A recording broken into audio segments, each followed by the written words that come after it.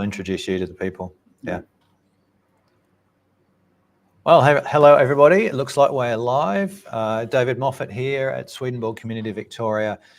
It's my pleasure to welcome Steve David from New Christian Bible Study website, and he's going to share with us his own journey, a lot of the resources that are available on New Christian Bible Study. So welcome, Steve. Lovely to have you with us. Yeah, thank you. It's great to be here.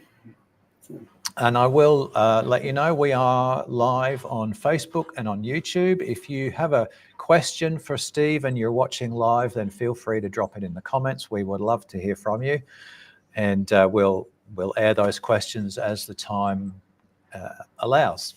So, Steve, again, welcome. It's good to have you here. Really excited to talk to you. You have just an amazing library of resources available to people, and I imagine a lot of people watching already know that that it's there, but for those who don't, today is going to be an education, I think. I'm just going to turn my sound off so I'm not making noise. So look, Steve, what I want to start with really is just your own journey, you know, your journey, particularly with Swedenborg. Are you raised within a new church tradition? I was, yes. In fact, my mom used to tell a story where she was having she was a teenager having an argument with her father about something. And he said, well, I'm fourth generation new church. And, she said, well, that makes me fifth generation new church. And that was her. So I guess I'm sixth generation new church on that side. Okay. Yeah. And that lends you some authority. Well, I don't know. In your mum's eyes. Yeah, in my mom's eyes. So, and look, I mean, obviously, as you're growing up, there comes a point where you either leave your parents, the way you were raised behind, or you take it up for some reason. What kept you within the new church? That's a good question. I think that, well, let's see. We had family worship at home when we were kids, because we didn't live anywhere near a new church congregation. Okay. And yeah. So we would have family worship services a few nights a week, and I think that was it was a good chance to sort of hear what my parents thought about things and how they thought, and talk about it. And as we got older, we had to do religion lessons that the church sent out and stuff. I don't think I didn't like them that much, but I did like having those discussions with my parents. So I think that was pretty key.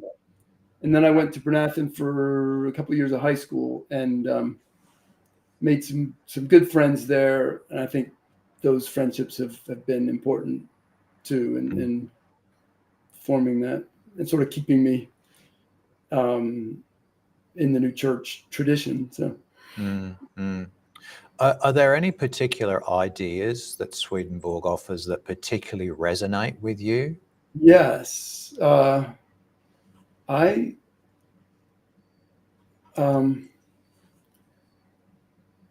really like the Swedenborgian. I think I've thought sometimes that if I wasn't new church, I would probably be agnostic, because I don't like the whole vicarious atonement with the Son and the Father, and the sacrificing the Son to the Father to assuage the anger, at the human race. I just don't think I could have ever gotten my head around that. But the new church view of it, where it's God incarnate, and he's saving the human race, as had been, prophesied for thousands of years. That I can get my head around. I like that. So I think that's one of the key ideas. I really like the idea of conjugal love, and of having a soulmate that you will be with to eternity, and you can approach the Lord together.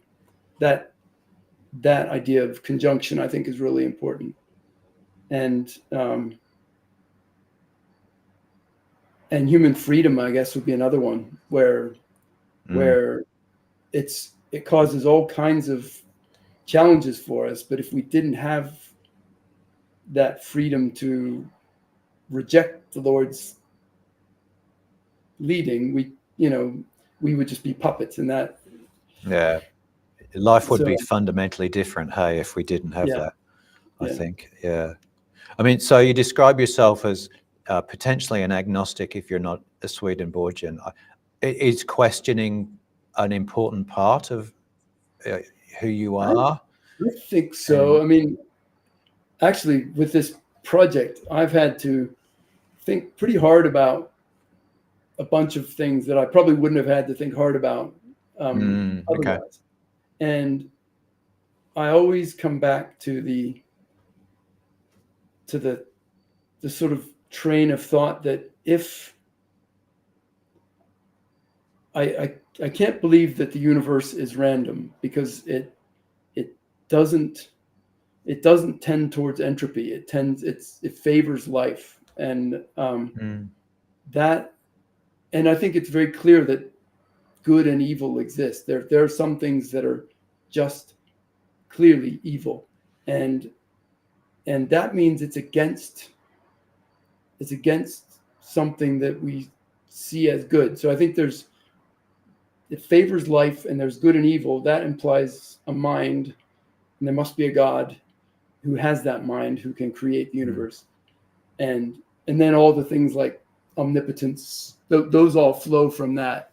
So that's sure. the thought process I always cycle back to if I have doubts. So okay. So your experience of working with New Christian Bible Study, I guess fielding inquiries, helps solidify that and solidify your understanding of faith, Swedenborg's teachings, and it certainly keeps me from being complacent. Lots of challenging questions and new ideas and things you have to. I have a friend, Jeff Smith in Bernathen. I don't know if you've ever met him, but he has the concept of a "I don't get it yet" shelf, where there are things that things that I don't understand yet. I'm not going to let it shake my faith utterly, but I need to take it down from the shelf periodically and look at it again and see if I've gained any better understanding of that particular thing. So the "I don't get it" shelf, I think, is a kind of interesting. I think that's a fabulous concept, because it's I think it sits so well with Swedenborg's work, and I think it's an uncomfortable thing for a lot of faiths, actually, to have that "I don't get it yet" shelf. A lot of faiths kind of pin their existence on, we have all the answers and here they are laid out. In a lot of ways, Swedenborg has a lot of answers, but then just the idea of being able to process ideas for yourself, own them for yourself, understand them for yourself is just so important. I like that concept. I don't get it yet. That's awesome. It's still a positive thing. It's like, I might get it someday, but I don't get it yet. And again, I mean, it reflects the fact that life is a journey. You don't turn up here with everything just landing in your lap. It's a process of growth. I think that's fabulous. That's awesome. And we have an article on the site called, I think it's called "Life on Slippery Slopes," and it's basically trying to make the argument that human existence has lots of challenges. It's difficult, and there are a lot of things where we don't have a perfect path, and we're not sure of what to do. But we're also, so I think we have those challenges, but I also think we're spiritually equipped to try and dig in our crampons on that slippery slope and make our way across it. So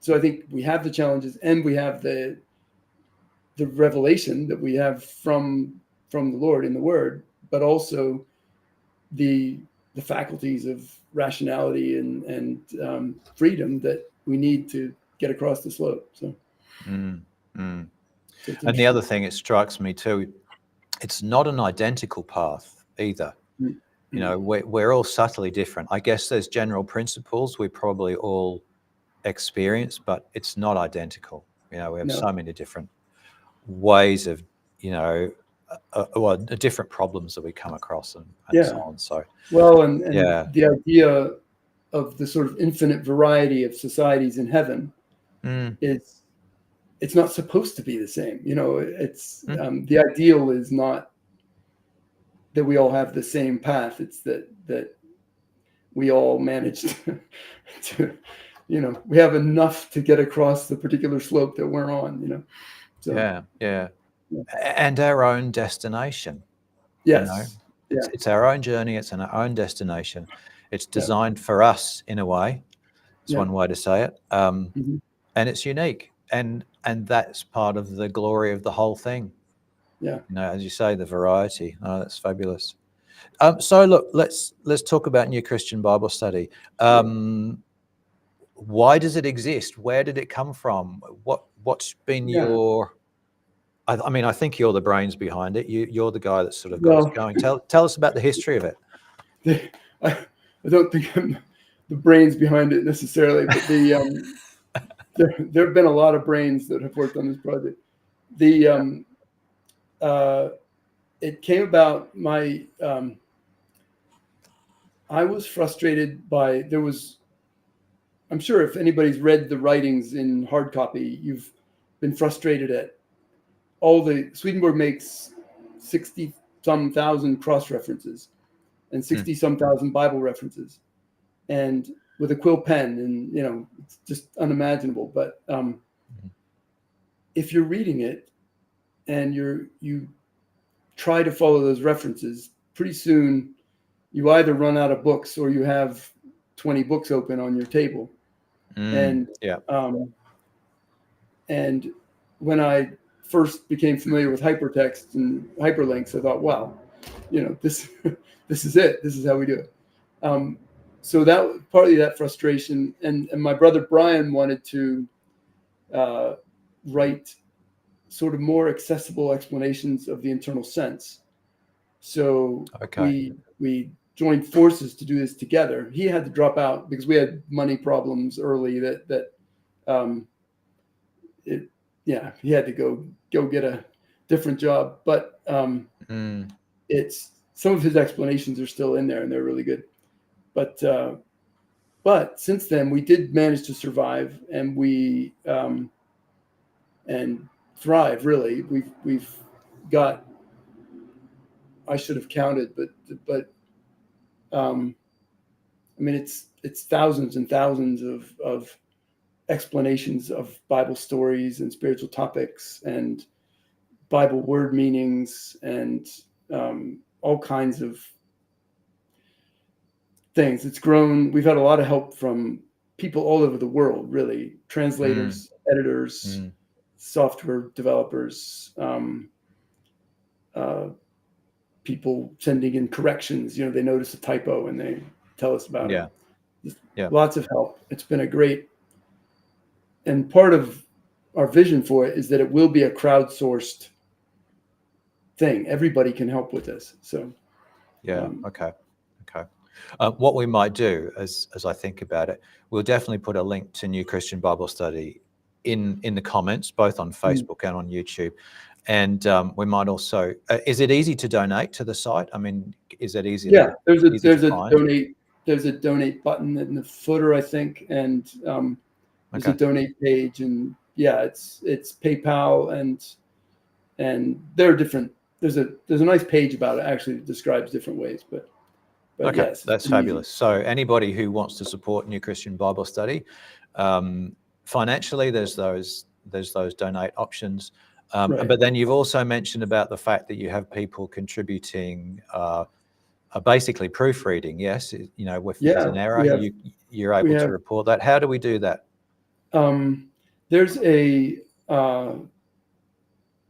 in the footer of every page, there is a contact us or suggestion button, and that will let you fill in a little form and send us a link, or you can just email me or whatever. And people who do it a lot, we give them editor accounts so that they can make their own changes, and we track all of that, so we have a good audit trail in case anything goes wrong. But we've never had a problem with people mal-editing. It's been a really constructive experience, and I think I'll bet, I'm sure it's more than 100 people have worked on this, maybe 200. Okay. So yeah, I mean, as a regular one of those people who sends in email corrections, and even has access to actually put in a correction myself, it is very reassuring to know that you have that audit trail, because you know, it's nice to know you can't go in there and kill the whole site. Yeah, we have backups too. That's right. And there have been times where, you know, oops, I accidentally wiped out the Arcana, and it's like, not a good day. But yeah. No. So it's good to know that those protections are there. That's fabulous. So when did it start? When did the project begin? 2011 really was the beginning, and we launched it in 2000, or they actually went live in 2013, early 2013. Okay. So it's been about 12 years online, I guess, 12 and a half. And yeah, it's grown and grown. And so that very, very first iteration of the site, what was it? It was just basically a copy of the writings, a copy of the Bible, hyperlinks between them. Is that essentially what we were looking at? Yes. Yep. And we got we got a big boost from Chuck Ebert and Brian Keith and the people that run New Search. If you're familiar with that, it was it still is a search program for Swedenborg's writings, and they had a lot of texts that had been scanned and digitized from back in the 1990s, and so they gave us all of that data. So we that's nice. It was really great, and we also got a lot of data from the Grand Man search program, which also back from the 90s. But they had done some really nice cross-indexing that they gave us to use, and that was another big help. Because it is a lot of work. I mean, you know, you mentioned about Swedenborg writing with his quill pen. I'm always amazed that someone at that time was able to produce so much, you know, output, you know, just write so much stuff. And as you say, you know, cross-referencing it and all. Another one I always think of and always quote is J.S. Bach, who lived at the same sort of time. Yeah. The amount of music that guy pumped out was unreal. The output was extraordinary. I don't know how they could have done it, but yeah. And these days we sit with a computer, we've got AI to help us and rewrite stuff. It's just, you know, we still complain. And publishing things. Yeah, boy. So I certainly appreciate it's a huge job to do all of that. And so for someone like me who uses New Christian Bible Study all the time, just to be able to get online and do all that cross-referencing, and now you've got your chatbot and stuff as well, which we might have a look at later, I guess. Is just fabulous. There's another entity I should mention. Is the Kempton Project folks, that also Heavenly Doctrine Publishing Foundation. They've been very helpful with just a lot of cross-indexing data and texts, and so it's been a very kind of collegial. The New Century Edition team's been really helpful. All the church branches have been, you know, willing to let us use their translations of things, and it's been great. So. Yeah. Look, I guess your role in the project has changed over time, has it? I mean, as you know, from one of the original two people putting it together, you've obviously had a lot of people have input into the project. How has Yeah. that changed your relationship with the project over time? I guess it hasn't changed that much because I'm not really a Okay. programmer. So I've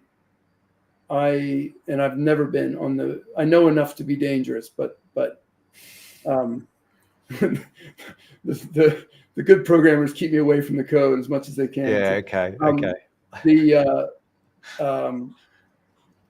So I have been sort of a border collie, you know, herding translations through gates and getting them online and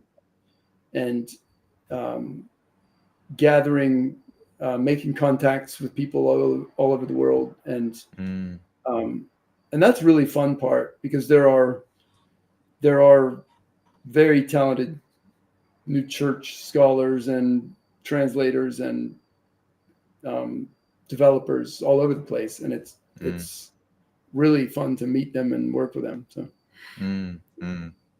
Yeah. So okay. So you're herding programmers. I imagine you're doing things like herding donations and Yeah, I finances do. as well. I do donation, not as often as I should, but I do that. And actually, the nice thing about that, I don't look forward to it, but when I actually do it, I almost always have a really nice conversation with whoever's thinking about donating, whether they do or not. And I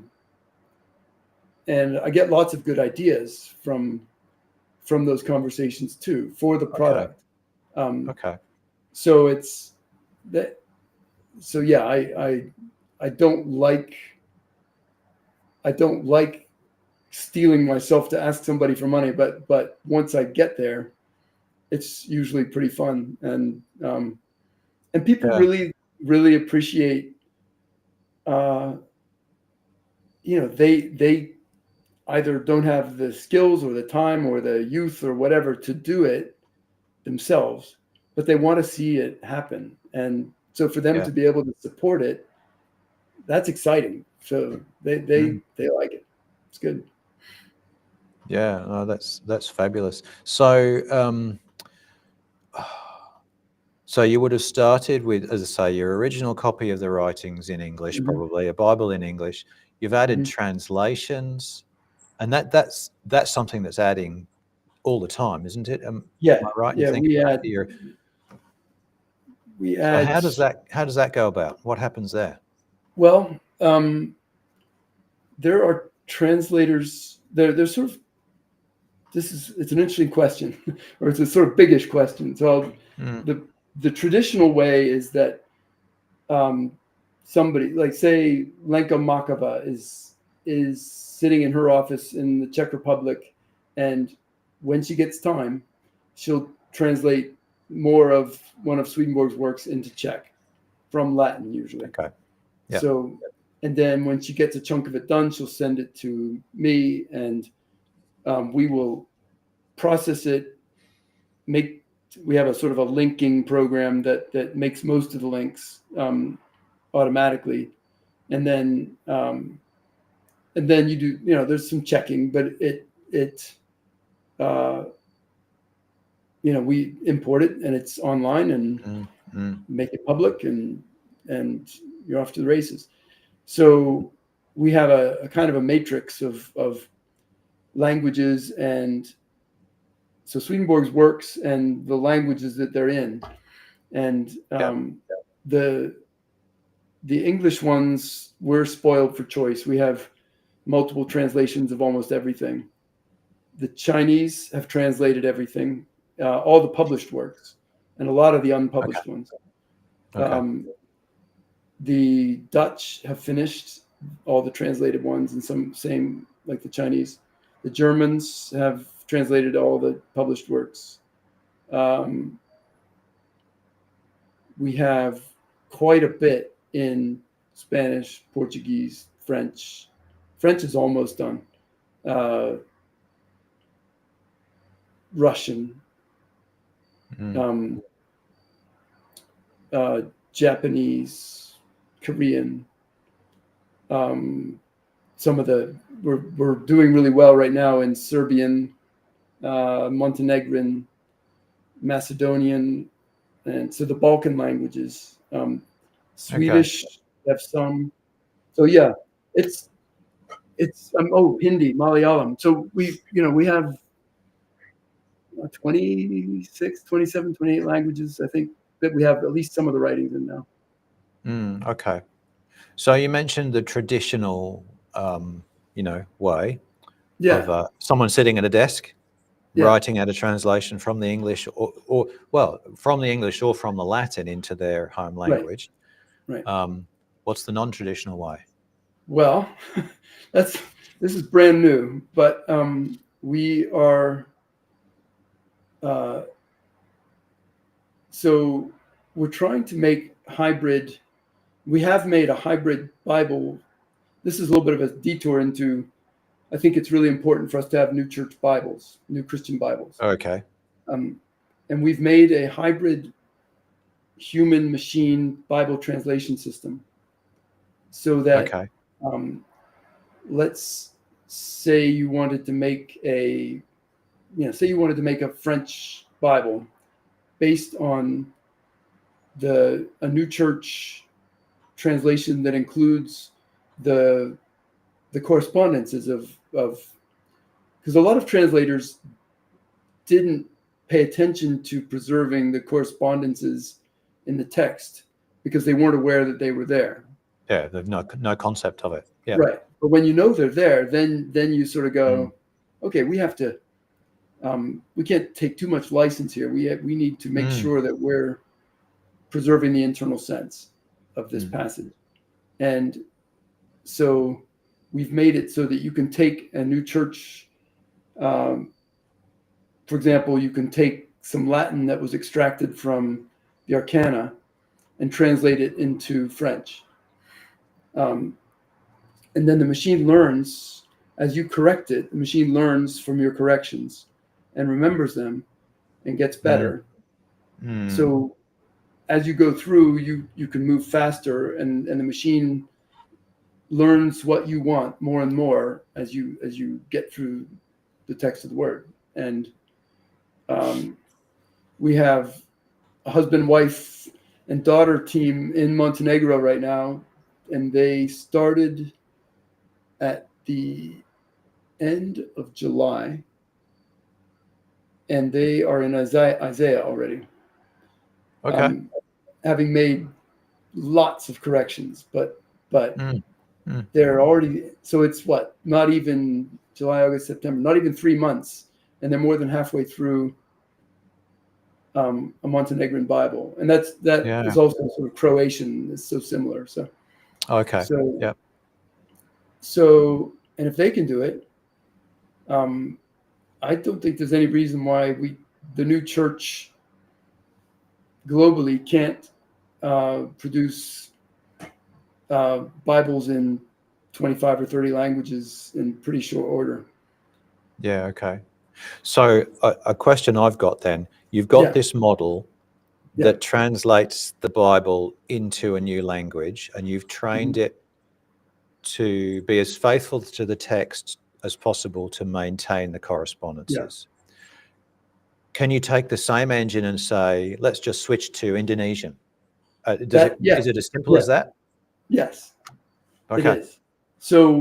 So that's the beauty of it. You need somebody who knows Indonesian well. Sure. And in some of the languages, like we've had a little bit of trouble. We were going into one of the Ghanaian languages that's it's a pretty small language called Ewe, and there's not that much that the models, the large language models, know about Ewe writing. So their translation ability is weaker in going from English to Ewe than going from English to French, substantially weaker. So, we tried it and it really wasn't ready. But the issue is with the language, the translation, the movement from English to the new language, rather than the concept of keeping the correspondences right. Right. Well, and getting some that sort of stuff. languages are harder to, like, the vocabulary you need to express a concept may not exist. So Sure. Yeah. so in some of the character-based languages like Chinese and Japanese and syllable ones like Korean, it's tougher to, I think it's tougher to do that as precisely as you could in a closer relative of Latin or Greek or Hebrew. So, okay. Yeah. But yeah, it works, and you could go into Indonesian and it would work. Okay. It's a really interesting comment you make about, this. So preserving the correspondences in the word, right? And the fact that you can't play with the text too much. Right. Whereas you look at English Bibles, and I always think of the Good News as probably one of the worst offenders, but there are others too, who try to make it comprehensible to people reading English who don't have a sense of the Bible, right? Okay, and that's noble to do and all that sort of stuff. Right. But the fact that they distort the text as a result, and then alongside of that, and almost in contradiction to it, you have the idea that Swedenborg is often accused of, which is to add to the Bible or remove from it. And yet here we are, we're actually more concerned with keeping the Bible text pure than many of the other Christian churches who would accuse us of that. It's just one of those bizarre bizarre contradictions of life, paradox perhaps. Yeah. It is just the Kempton Project wrote this neat little companion guide to I think it's called the Companion Guide to the Kempton Project, but it's a good outline of their translation philosophy. But some of the things they remark on are sort of going back to what you said with like the Living Bible or the Good News Bible, where they might, in places, the Bible verses are repetitive or closely, or they've got pairs of things, and it sort of seems unnecessary. So if you simplify that, but if you simplify one of those, it can really kind of, if part A corresponds to good and part B corresponds to truth, and you wipe out the B, it changes the whole, the whole underlying structure of that verse. So look, even something as simple as quantities.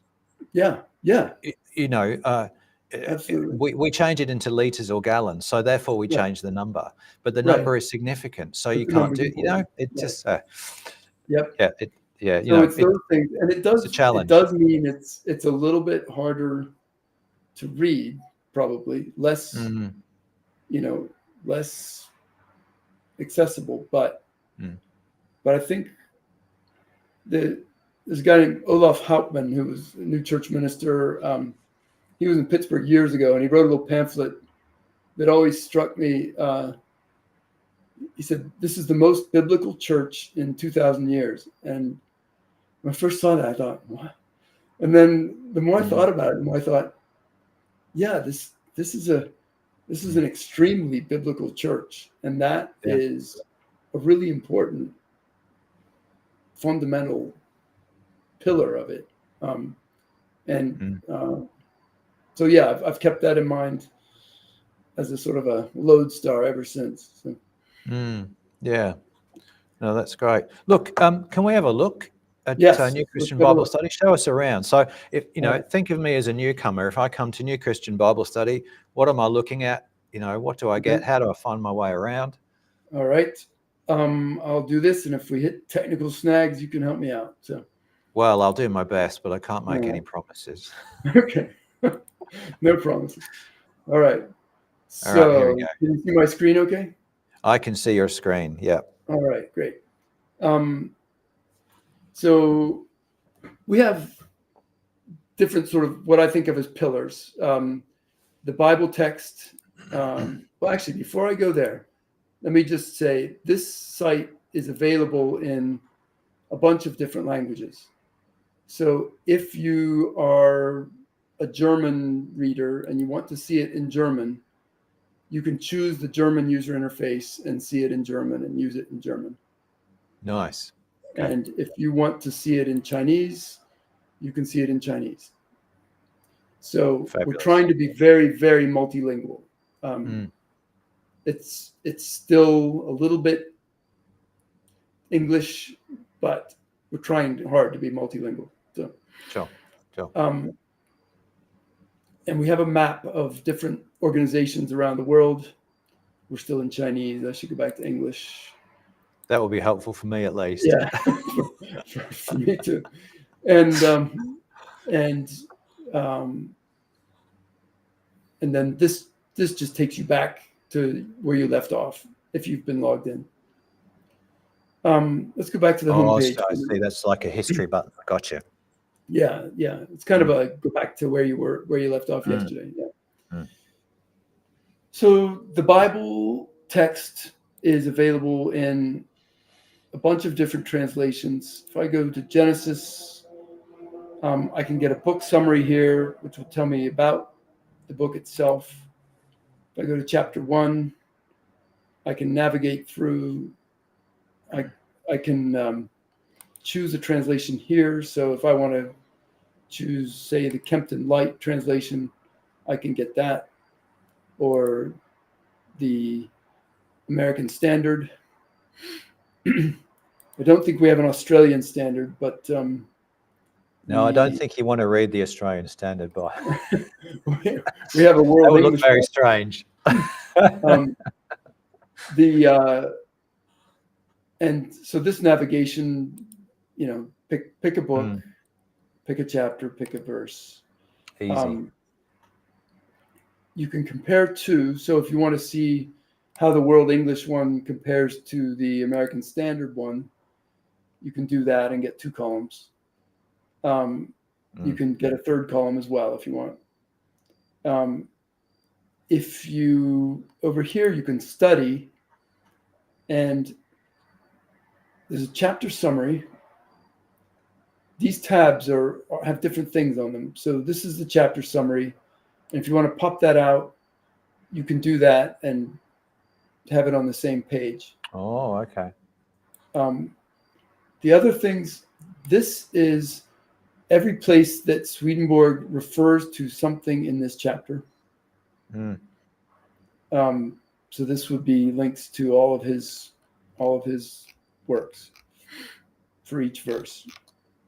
And these are explanations by various authors, not Swedenborg. So this is books. These are related Bible verses.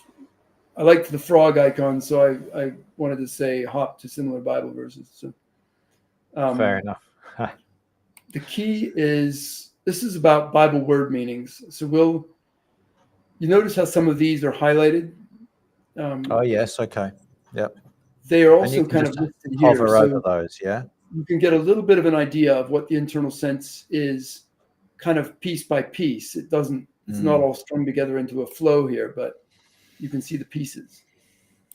And then these are videos, and these would be, if there's a video about something in Exodus 2, it will be here. And these are videos by New Church channels, New Church publishers. So you might see some that you recognize. And those are they all talk about Exodus 2 somehow. And then these are Sunday school resources. So these are all the General Church of the New Jerusalem we host their data, their Vineyard library, and we also show them all here. So these are also indexed to Exodus 2. So if it's about baby Moses, it's going to be here. And that will pop up PDF files for teachers, parents, anybody that wants those kinds of Sunday school resources. And there are around 5,000 of those. There's a lot there. So, okay. So that's kind of the basics of Bible navigation. Let's go home again for a minute. And these are, well, let's do theology next. Theology is Swedenborg's writings. So we have them, again, in different languages. So if you chose, say, Swedish, this is what we have available in Swedish. And Okay. Herrens Lara, I don't know how to pronounce it, but this means basically lore about God or doctrine of the Lord. And you click it. Oh, okay. And here is doctrine of the Lord, and you can page through it. And it's kind of neat actually to see it in the different languages.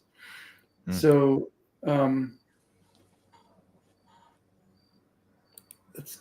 and you can also set languages side by side, can't you? So yes. You can look at the English. One of the ones I do quite common often is you look at the English and look at the Latin side by side. Yep. And even though I don't know Latin, but it's interesting to see it because you can sort of pick out the words, and sometimes it helps. I think if you knew Latin, it would help a lot more, but it's useful.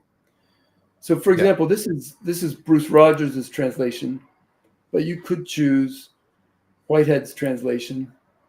And I like that you've got the years there as well. You can see when they've been done. So you can pick your old-fashioned one or go back and see how people translated particular words. But you can also work with a more modern translation. And it's good to be able to have that mix. In some cases, we don't have that info yet, but we will. Okay. But here's like what you were saying with the English and the Latin side by side. And it's kind of neat to see, in compendio is summary, compendium of, and there's the preface. And these, while they're being compared, they're sort of yoked together, so you can page through as you go. And this is something that's kind of cool. I'll show you this. This, if you see this icon with the Latin text, it means we have the printed edition cross-referenced. Okay. So what does that allow you to do? This is, well, if you really are not sure about a typo, or you want to see something, want to see it in the original. This is the, I think, first Latin edition, might be third Latin edition of Apocalypse Revelata. So there's another thing that I don't know if I can find this. I think will happen across it. But let's look. I know what we could do here. Let's look at Apocalypse Explained for a minute. So Apocalypse Explained was never printed or never published by Swedenborg. It was left in manuscript. So if we go to, let's just go to number 100 in Apocalypse Explained, and then compare it to the Latin. Whoops. Sorry, I just lagged a second. This must be a long number because it's laggy. Maybe there's just a lot of people on the internet in the US at this time of night, hey? Here we go. There we go. Amen. This is a scan. This is new as of this summer. Okay. Breaking news, folks. This is the Heavenly Doctrine Publishing Foundation, which is sort of an offshoot of the Kempton Project, a separate entity. But one of their missions was to scan all of the manuscripts of Swedenborg's works so that translators could more readily refer to them. So these are all in the Royal Academy in Stockholm, and big scanning project. And then they built this sort of mapping system so that if you're looking at Apocalypse Explained 100, and you click that link, here's the beginning of Apocalypse Explained 100. And you can so I'm not seeing that. I'm just seeing the two texts side by side, I'm sorry. Godhead and the... I'll share this tab. Oh, there we go. I can see it now. Okay.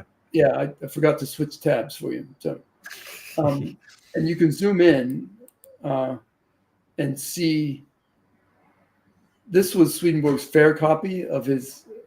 Okay. So if he had taken this to publication, so he's written it out pretty neatly here.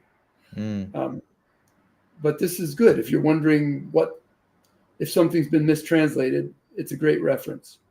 Yeah. Yeah, fabulous. So I'm going to go back to this tab and share this tab. All right. Great. So the writings,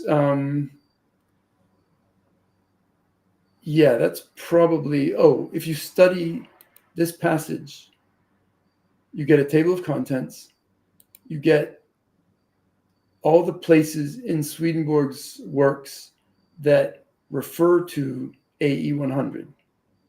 So all of these cross references have links to AE 100. So they're like inbound links. Yeah. And then this would be if somebody has written something that referred to this, it's listed here. And again, New Church resources. So there must be something about discipleship or Easter in this passage. I'm not sure. Yeah.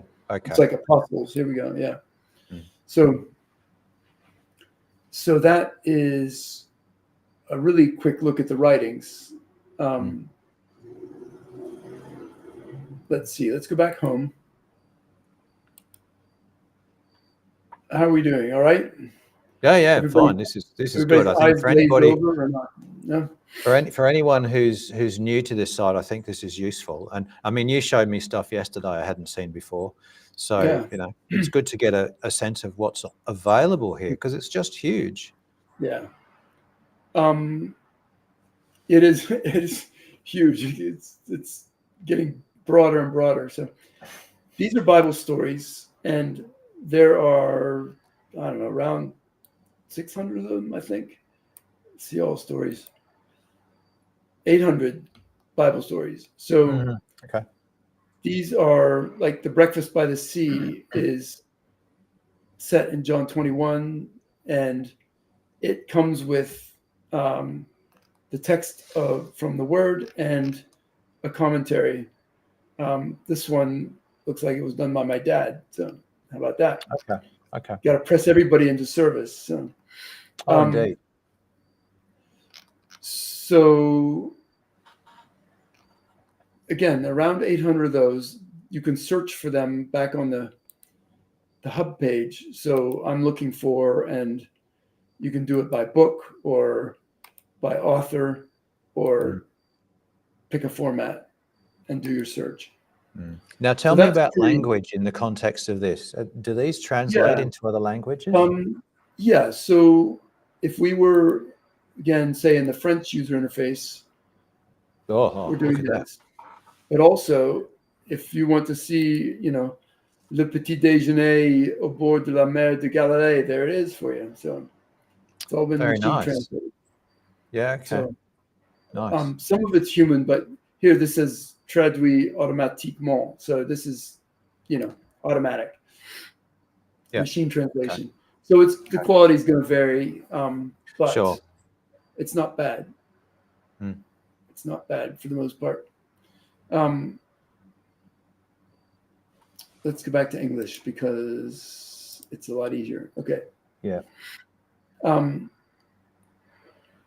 So those are Bible stories. Topics are not really based on a story per se. They're more about, what's the new Christian belief about how much agency we have. And you can click that and read about it. It will have references to the word in the writings. But it's not a sermon, but it's not unlike a sermon in a way that you know, it has a topic, and it should be well referenced. Hopefully it's well referenced. And there are a bunch of things, you know, some of it, we try to be apolitical, but when, you know, religion is upstream from culture and culture upstream from politics. So the things we try to write about relevant things, I think is what I'm trying to say. And again, seeing all topics. There are around 400 topics. Yeah. And a bunch of different things. So look, Steve, we've got a question come through from Carolyn, who's in Sydney. Hi, Carolyn. This is very interesting. Thanks for the walkthrough. Is there an app? There is an app. There is an app. I'm glad you reminded me. Let's see. So let me go here. All right. So there's a lot of things on this more menu. So we talked about these main pillars. So actually, Carolyn's question is perfectly timed, and it was not pre-planned. So, so the app, Swedenborg Reader app. Yep. Okay. This works on iOS or on your desktop, your Mac desktop. It'll also work on a Windows PC, and it works on Android phones. Just go there and get it. And it does not have the Bible text yet. Okay. That's on we're hoping to get that done by the end of the year. Okay. So I'll just ask about the app. Is the intention with that it's there and available if you're offline? Yes. And that if you're online, you will probably go to the website. Is that kind of the intention? Yeah. Yeah. The real, I mean, one of the driving reasons was that, especially in some of the new church societies in Africa, the internet availability is patchy, and it's really nice for the people there to be able to have this on their phones. So they, once it's downloaded, you don't have to have web access anymore to use it. Yeah. And actually, it's great on airplanes. There are plenty of places in the U.S. where you don't get good web access. I tease the Kempton people about, you know, that you need the Reader app if you live in Kempton. So okay. This is so yeah, it's good. You can download the writings, you can search them. The navigation's pretty good. It's easy to share. It's a nice piece of software. So, but it's from what you're saying, it's just the writings. It doesn't have the Bible on it. It doesn't have the stories and the topics. It doesn't have the stories or the topics, but it does really well with the writings, and it's you can have them read aloud. It's got a lot of nice features. We want to make it so that there's more data exchanged between. So if you have the Reader app and you have a user account on the web application, that your data is shared between them. We don't have that yet. So that kind of syncing of data, we want that in the Bible text. Those are the next big things. Okay. Right. So you've raised a user account. Let me ask you, how do I get a user account, and what's the advantage of having one? Yes. So you get a user account by clicking on, if you have a login link up here instead of like if I log out.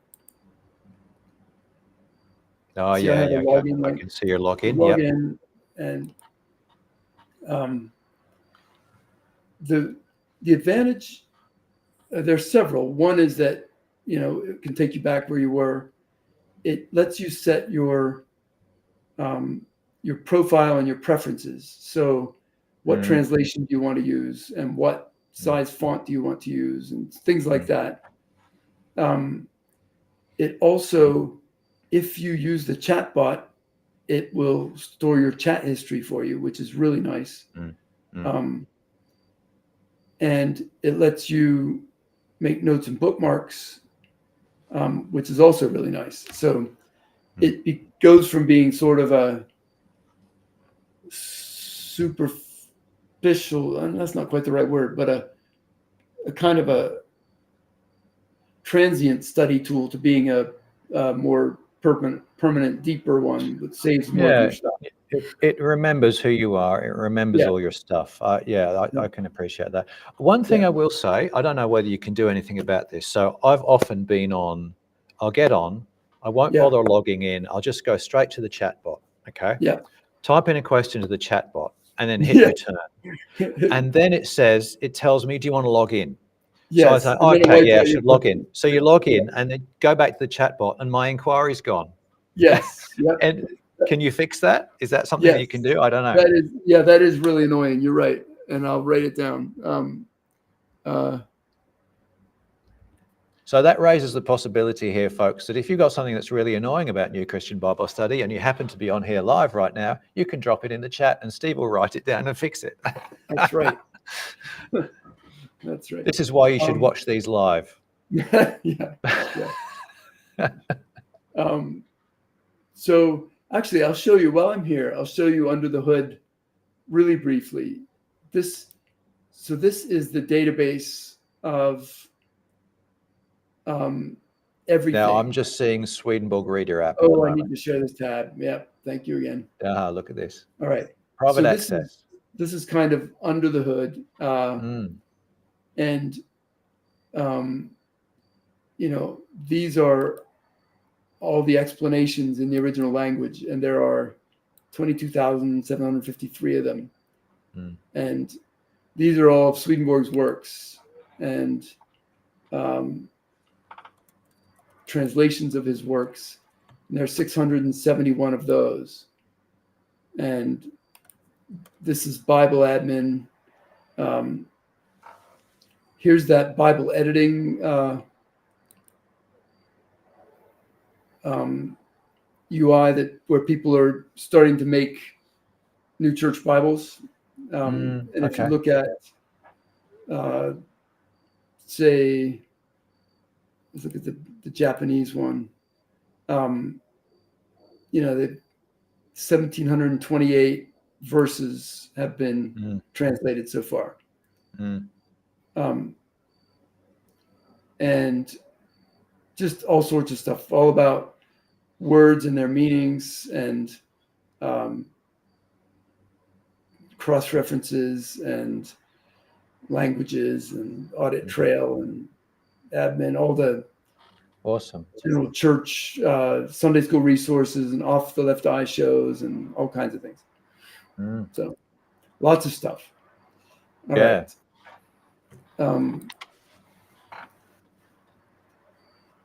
Okay.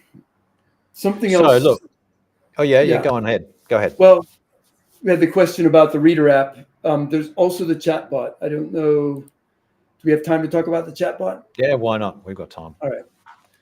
So this is the New Christian chatbot, and if you say, now I'm seeing your homepage still. Oh dear.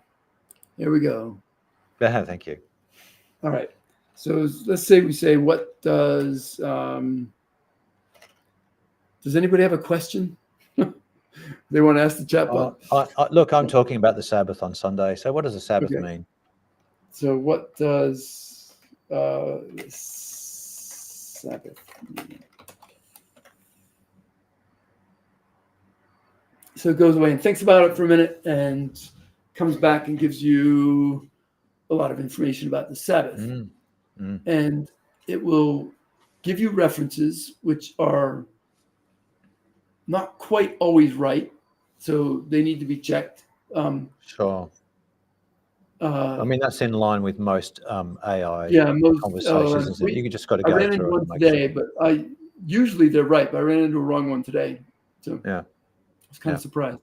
But it does now, happen. so here's a question for you. Yeah. So when I say we're doing the Sabbath on Sunday, we're actually talking about the word day.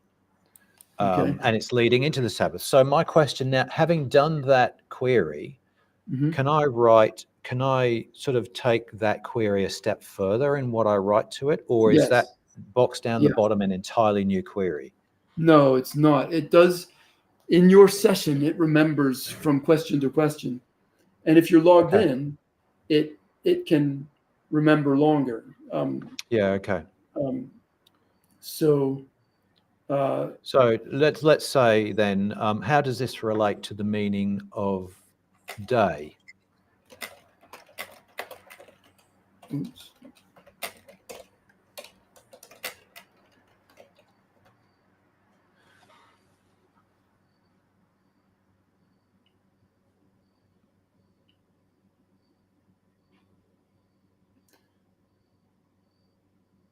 So this is So it's giving you some basic information about day, and then it's gone on to the Sabbath towards the end. So here it gets into Sabbath. So I think, I mean, it's pretty remarkable. We had a doctoral class in Pittsburgh about it was something in the book of Revelation, and it was a good class. And the next day I asked the chatbot if it could explain the same chapter or story from the book of Revelation, and it did a remarkably good job of it. I think it's not 100% reliable, but it's really useful, and I use it more and more all the time. So, and this chat history will show you your chat history, so I can go back and see what I wanted to know earlier what sometimes things in the Bible are called, they represent something, or they signify, or they correspond to. I wanted to know, and I wanted to know where that was addressed, and this was super helpful. It's giving this to me in French because I was in the French UI when I asked the question, so I was testing it. Fair enough. That's great, Steve. It's a tool I use constantly. I do use the chatbot on occasion, and I drop stuff into Gemini, my AI tool, too. And it's just an amazing array of resources you've got there. What I will get you to, can you go and click on the Find New Church Groups? Because that's got particular relevance to us on the social media network. Just being aware of of the not only the churches around the world, but one of the things I'm keen on doing is getting the individuals around the world known. So I know someone in Indonesia now who's looking for other people. So I'd be keen on there being some sort of resource like that allows us to put individuals onto that map, individuals who want to be named, who want to be on it. Found. But even there, we sort of have a cutout so that if let's say you click on this and you hit this contact, it doesn't go straight to Lucinisfed. It goes through us to Lou. It gives him a little bit of protection from being, so it's vetted. If you're on this list, you're not going to get abusive emails. That's good to know. And you can choose as much or as little as you want, and some of them have like very detailed latitude, longitude but some don't. It's just, you know, a pin in the middle of the city. So, but I really agree with you about the kind of networking and dialogue that is possible through the social media and through this application, where it'd be really neat if people can talk to each other in their own language or in their own country, or about a topic that they have a shared interest in. I think all those ways of grouping will, I'd like to facilitate that, do that better. So yeah. So I think that's, you know, one of the things we're looking at as a way forward on the social media network, is to try and get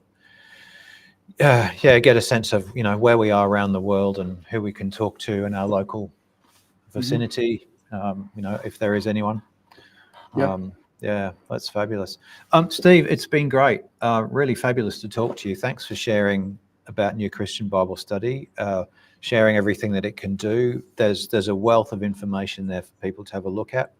If anybody does have a question for Steve, you know, as we sign off, feel free to continue dropping those down in the comments on YouTube and Facebook. I'll pick them up. I'll send them through to Steve. And also, like I mentioned before, if you've got anything niggles about New Christian Bible Study, you think things need to be fixed, or you've got an idea, I dare say, Steve, you're looking for ideas too. So we can always pass those along too. Yeah, we have a very, very, very, very long work list, but we do get through things. So that's good. Yeah. No. So look, thanks for your time, Steve. I really appreciate it. Hopefully our viewers will get something out of it, and we look forward to talking to you again sometime in the future. Well, thanks everybody, and it was fun to be on, and we'll do it again.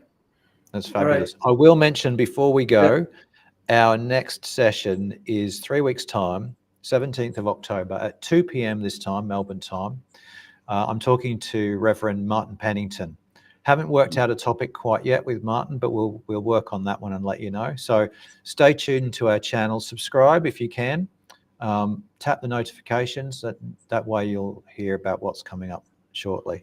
Again, Steve, thanks so much. Enjoy your evening, and I look forward to talking to you again sometime. Sounds super. All right. Take care. Bye.